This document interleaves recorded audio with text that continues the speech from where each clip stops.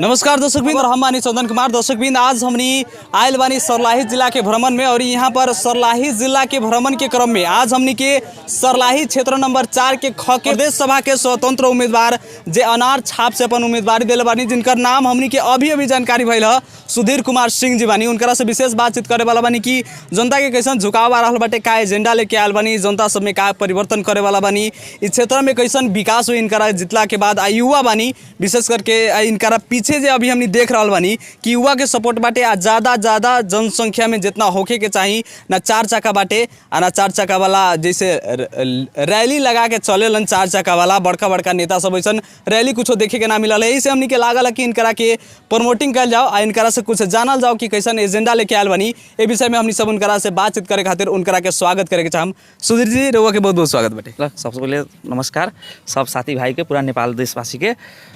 Main अपने जे कहनी है सर कि एजेंडा हमारे से का बा, अब काहे उतर गए राजनीतिक दल में। इससे पहले कोई एगो संस्था में भी ना रही हम। हाँ, खेती करी किसानी करी, लेकिन किसानी के मरका हद से ज़्यादा हो गया, अत्याचार हो गया बुझल जाओ हमारे के ऊपर, किसान के ऊपर। ओई प्रति उतरल बाड़ी, एगो आवाज़ उठावल जाओ किसान के आवाज़ बलियो करे के लिए हम एमे उतरल बाड़ी। जी अपने के जानकारी होके के पड़ल कि जितना भी यहाँ के उम्मीदवार लोग बानी वो 4 चक्का से घूमत बानी, बहुत ज़्यादा जनसंख्या में लोग के लेके घूमत बानी कि हमनी के वोटर ज़्यादा बाटे, हमनी के सपोर्ट ज़्यादा मिल रहा बाटे। अपने के देख रहा बानी मात्र 10 जने 5 जने बानी, ई का है देखल जाओ सर। वोट अपने के जनता के दिल में जाले, 4 चक्का गिरावे न जाले। सबसे पहले वोट गिरावले जनता जाके, जनता 4 चक्का से 4 चक्का ओकर दूरे पर रह जाए, वोट अकेले गिरावे जाए आदमी एक आदमी। तो एक के लेल हमरा सबके आवाज़ बा कि किसान के जागरूक करे के, खुशी उनकर हमारे हर दुख सुख में हम सब साथ रहे वाला बानी। कोई शोभ कोई लालच नहीं खे हमरा सबके प्रति। मेन किसान के अभी अपने के समय में देखम कि किसान इतना पिछड़ गया बा कि वो अपन बच्चा के स्कूल फी नहीं तीर सकत। एक के लेल कि ट्रैक्टर जोताई 2000 के घंटा हो गया आजकल के डेट में। अब कितना धान बेचियन तो 2000 एक कुंटल धान बिकाई, तो अब बचल जब ट्रैक्टर वाला के दियाई तो बाल बच्चा कथी खाई, कथी ओकर पढ़ाई लिखाई हुई। जी ये क्षेत्र में और भी जैसे कि उम्मीदवार सब आदमी वो पैसा भी खर्चा करी हन, अपने कितना पैसा खर्चा करे के? जी ना, पैसा हम खर्च करे के एजेंडा में ना बाड़ी। पैसा जे हमारा सबके मेन बाकी किसान के जागरूक करे के बड़ उहे पैसा हमरा खर्च करे के होई। नतीजा किया ही नहीं, बड़ वोट बाद कोई गरीब ऊपर खर्च करम तो हमार सार्थक होई। अभी जे हम खर्च कर रहा बानी चाहे खर्च करेम तो कहीं हमार लोभ में खर्च हुई। वो पैसा अभी के जनता के कम कि मुर्गा मांस पर हमनी सब बिकावे दे वाला में नहीं के, जनता भी जागरूक हो गई बा। जी अनार छाप के कितना सपोर्ट मिल रहा बाटे? देखिए अनार छाप लेवे के एगो प्रति भी हमारे एगो रहे कि किसान बाड़ी जी, किसान के एगो छाप बा, खून जागरूक करे वाला छाप बा। आ रह गया कि ई तो नतीजा अपने लोग के पता लगी कि जाए तो अनार ही गुंजाई घर में। एक बार अपने भी सर्वे ले ली। तेसर चीज हमनी के किसान के मेन हमनी के बाकी जागरूक करे के जे अनुदान जे आवले सार्थक घर में पुगे पड़ल, किसान के घर में आवे पड़ल। जी हमनी के मधेश के एगो कहावत बाटे कि मधेश के जनता ओकरे वोट देला जौन दारू मांस खियावेला। तो अपने के कितना विश्वास बाटे कि बिना दारू मांस के अपने के वोट मिले? वो तो खैर हम तो बुझी तो हमारा विश्वास बा कि चुनाव हम जीत रहा बानी। एला कि जनता अब दारू मांस पर ना बिकाई। इससे पहले लोग स्थानीय चुनाव में देख ले बा दारू मांस खिया के कि ओकर का नतीजा भेल। जी अपने स्वतंत्र उम्मीदवार एस सेनानु दिले बानी कि काठमांडू में जीत गए, हमनी के हर्क सम्पांग जी जीत गए धरान में, काठमांडू में हमनी के बालेन शाह जी जीत गए। ऐसे स्वतंत्र उम्मीदवारी नानू दिले बानी, सही में विकास करे खातिर दिले। देखिए अब एक प्रति तो खैर जनता के जागरूक बा सर। हमनी से का बा कि स्वतंत्र उम्मीदवारी ई ना कि बालेन जी हो गए तो हमहू बालेन ही बन जाए, लेकिन ना वहाँ के समस्या कुछ और रहे, हमनी के ए जगह के समस्या कुछ और बा। ये जगह जब घूमत आनी घरदैलो में तो कितना समस्या अपने के नजर आ रहा बटे? देखिए घरदैलो में हम घूमत आनी तो देखत आनी सबसे बड़का चीज़ कथी बा कि बहुत गली गली में रोड नहीं खे, कोनो जगह एकदम गरीब के एहन बा कि कोनो प्रकार के कोई सुविधा नहीं खे मिलल, कुछ अपांग बा जरा अपांग के दरता नहीं के हो सकत। जी तब ये सब प्रॉब्लम कितना दिन में सोल्व हो जाए अगर अपने के हमनी के सुधीर जी जीता तनी? देखिए सर सकभर हम अपन पूरा जे होखेला ना जोर काबू जी पूरा लगा देम कि सकभर जितना हो जल्दी जितना करेम।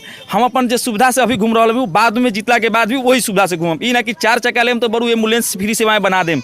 जी यानी कि अपने ही कहे के चाहतानी कि हम जनता के सेवा ला खड़ा बानी, बस अपन पॉकेट लाना ना ना ना। हर एक नेता के ई होकेला जब चुनाव लड़े नहीं तो गरीब रहे नहीं, जब नेता बने नहीं जीते नहीं ओकरा 4 महीना 5 महीना के बाद एगो बिल्डिंग खड़ा होके लगे। जी जी ए मामला में सर बता दी हम अभी के डेट में सर 60 बीघा जमींदार के बेटा बानी, पैसा के कोई लालच नहीं खे।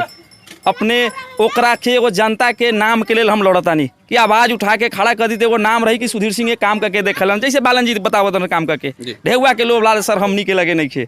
जी, निर्वाचन क्षेत्र नंबर 4 के ख के जनता के लास्ट में अपने का आग्रह करे के चाही? ये आग्रह करम कि स्वच्छ जनता चुनस, जे अभी स्वतंत्र कहत रहन लेकिन स्वतंत्र कतना नहीं खे, बागी उम्मीदवार बा जो अभी 10 बरस से पार्टी से जुड़ल बा, उ कहत रहन हम स्वतंत्र बानी, उ कौन स्वतंत्र भेलन?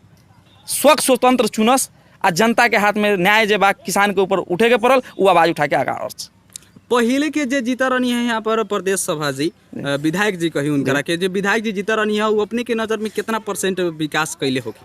हमरा परसेंट में कार्यकाल में हम परसेंटेज हुई तो किसान के मामला में तो खैर जीरो ही भी एकदम है नहीं खे रह गल कि रोड के मामला में तो वो अपना जात पात और बाद कथी अपनापन के ही काम कैले बा। वो काम कथी सर एगो जनता के घर में भी 5 साल के भीतर कहीं नहीं आयल के देखावे कि हाँ हम उपेंद्र कुशवाहा बानी कह के जनता भी ना चिन्हता नहीं उनकरा के साथ से। हम तो कहें तो ये चीज़ एगो कथी रिक्वेस्ट करम सर जे हम विधायक में लड़तानी खुद ओकरा भी हमारा बुझाते उनका मालूम रहे कि ना रहे कि अधिक विधायक के मतलब का बा। हम देशवासी से नेपाल सरकार से कथी गलती हो गई बा कि सर मुखिया के बारे में सब लोग के मालूम रहे कि ये काम बा, माननीय के भी बारे में जनता के मालूम बा कि ये काम बा, लेकिन विधायक के वास्तविक काम का बा, कार्य का बा, उद्देश्य का बा अभी तक नहीं जनता के भी मालूम ना हो तो अपने 1-2 साथी भाई खड़ा बा पूछियो विधायक के मतलब का काम होकेला। सुधीर जी जैसे कि अपने कहा था कि पहले जितनी उनकर फेसो ना देख ले बाटे तो हमनी के सुधीर जी के फेस देखी कि ना निर्वाचित भेला के बाद जनता सब यहाँ देखी एक बात कथी कहनी सर हम किसान बानी कोई जॉब से जुड़ल नहीं खे, हमर लमसम 4000-5000 जो ऊख उपजाइले धान उपजाइले तो गाँव में उपजाइले, कोई शहर में हमार जमीन नहीं खे जाजात नहीं खे कि हम शहर में बैठे। सुधीर जी अपने की जानकारी करावे चाहम कि जैसे हमने यहाँ पर घूमनी है इस क्षेत्र में तो इस क्षेत्र में स्वास्थ्य के अवस्था भी उतना अच्छा नहीं दिखाई दे रहा है। कृषि के तो अपने एजेंडे ही रख ले बानी लेकिन स्वास्थ्य क्षेत्र में भी बहुत ज़्यादा विकास होके के पड़ल, हमने के बहुत ज़्यादा प्राथमिकता वाला चीज़ बाटे वो क्षेत्र में भी बहुत कम विकास भइल बाटे, तो ये अपने के एजेंडा रहेगी। देखिए स्वास्थ्य शिक्षा वो तो खैर जनरल एजेंडा एकदम स्वच्छ एकदम जनरल रूप बा, सिंचाई बा, सड़क बा, सब बा, लेकिन वो सब होते हुए भी हम कहीं न कहीं किसान के लिए ले जोड़ देने बानी कि 5 साल बीत गए नगर पालिका में जनता लोग से पूछ सकता नहीं कृषि ऑफिसर बैठल बा लेकिन कृषि ऑफिसर कई किसान के खेत में गेल बा एको के नहीं के गेल एला नहीं के गेल कि वहाँ कोनो मतलब नहीं के किसान है नहीं के 101 दर्ता कैले बा नगर पालिका लोग जे किसान है नहीं के देश में। समय देने के खातिर धन्यवाद।